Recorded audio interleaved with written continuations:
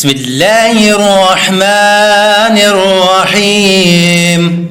اسی لیے خمینی کبیر کا نام اتنا بازمند ہوا، اسی لیے خدا نے اور آل محمد نے خمینی کو اتنی عزت دی ہے، کیونکہ خمینی وہ شاگرد مکتب جعفر صادق ہے جس نے صرف جعفر صادق سے علم حاصل کر کے مجتہد زمان نہیں بنا، بلکہ مقصد جعفر صادق کی نصرت کے لیے کھڑا ہو گیا. جب کوئی خمینی کا ساتھ دینے کے لیے تیار نہیں تھا، جب بڑے بڑے لوگ ڈر کے دبک چکے تھے، اس وقت خمینی سے کہا گیا کہ اے خمینی، اگر آپ کا ساتھ کسی نے نہ دیا تو کیا کرو گے؟ تو امام خمینی فرمانے لگے کہ اگر پوری دنیا میں کوئی خمینی کا ساتھ نہ دے، خمینی پوری زندگی تمام ممالک کی سرحدوں میں زندگی گزار لے گا. اگر کوئی ملک خمینی کو جگہ نہ دے رہنے کی، خمینی سرحدوں میں زندگی گزار لے گا، لیکن کسی یزید زمان کے ہاتھ میں ہاتھ نہیں دے گا. کیوں ایسا ہوا؟ کیونکہ خمینی نے یہ درس کربلا سے لیا، خمینی نے یہ درس امام صادق علیہ السلام سے لیا کہ اگر تمہارے سامنے پوری دنیا کی دولت بھی آ جائے، اگر تمہارے سامنے پوری دنیا کے عہدے بھی پیش کر دیے جائیں، اگر تمہارے سامنے بڑے سے بڑا طاقتور یزید اور فرعون بھی آ جائے، تو اس کے سامنے کبھی سر تسلیم خم نہیں کرنا.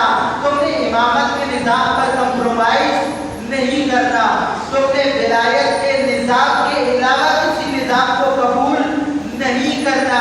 یہ امام صادق علیہ السلام کی سیرت ہے، یہ کربلا کے اس سید الشہداء حسین ابن علی کی سیرت ہے، یہ رسول خدا کی سیرت ہے جو ہمیں امام خمینی کے جملے میں نظر آتی ہے. جب بنو امیہ کی حکومت جا رہی تھی اور بنو عباس کی حکومت آ رہی تھی، تو اس وقت اس تمام تبدیلی کا جو عمل تھا، کہ ہم نے بھی اس نعرے کو بہت سنا ہے پچھلے 3 سالوں میں، اس زمانے میں جو چینج آ رہا تھا، چینج آف پاور، اس کے اندر سب سے کلیدی کردار جن لوگوں کا تھا، جن لوگوں کی مین پاور کے ذریعے سے یہ اقتدار بنو امیہ سے بنو عباس کو منتقل ہوا. یعنی ایک یزید سے دوسرے یزید کو، ایک فرعون سے دوسرے فرعون کو، آل محمد کے ایک دشمن سے دوسرے دشمن کو منتقل ہوا. وہ بنیادی طور پر وہ لوگ تھے جن کا عوام میں یہ امیج تھا کہ یہ شیعہ ہے. عوام عام مومن عام شیعہ ان کو اس عنوان سے پہچانتے تھے کہ یہ کوئی بہت بڑی شیعہ شخصیات ہے. ابو مسلم خراسانی اور ابو سلمہ کوفی. ابو سلمہ کے بارے میں تو لوگوں میں یہ بھی معلوم تھا کہ یہ وزیر آل محمد ہے، کہ آل محمد کا وزیر ہے.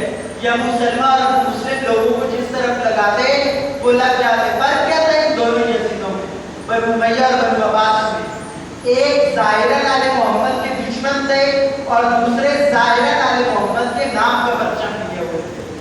اور ابو سلمہ اور ابو مسلم نے عوام کو اسی پرچم کے ذریعے برگلایا اور امام صادق کے ہوتے ہوئے امامت مسلمین، زعامت مسلمین اور حکومت مسلمین بنو عباس کو دلوائی.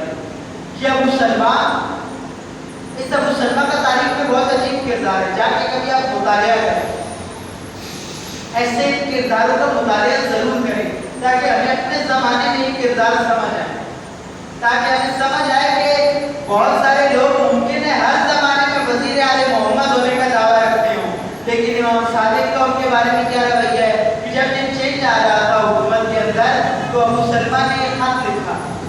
2 خط لکھے، ایک خط کو میں چھوڑ رہا ہوں، انشاءاللہ وہ پھر کبھی کسی مناسبت میں اگر فرصت ملی تو آپ سے عرض کریں گے. امام کے نام اس نے خط لکھا اور اس خط میں اس نے کہا کہ جعفر ابن محمد، حکومت کا ٹوٹل اختیار میرے ہاتھ میں ہے. میں جسے چاہوں حکومت دے دوں اور جسے چاہوں حکومت نہ دوں. عوام میرے زیر اثر ہے. اگر آپ چاہتے ہیں حکومت اور آپ چاہتے ہیں کہ آپ کو حکومت ملے تو آپ مجھے بتائیں، میں آپ کو حکومت دلوا سکتا ہوں. جس امام کو اللہ نے حاکم بنایا ہو اس کو یہ کیا کہہ رہے ہیں کہ اگر آپ چاہتے ہیں تو آپ مجھ سے رجوع کریں. جس امام کی طرف ابو سلمہ کو رجوع کرنا تھا، ابو سلمہ اس امام کو کہہ رہے ہیں کہ آپ مجھ سے رجوع کریں.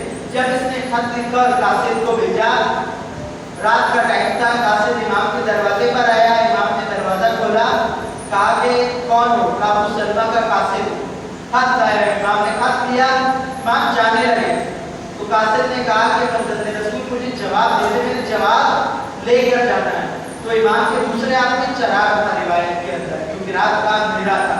तो इमाम ने वो खत एक हाथ में जो थामा हुआ था, दूसरे हाथ वाले चराग चलते हुए चराग की लौ पर रखा और चला दिया।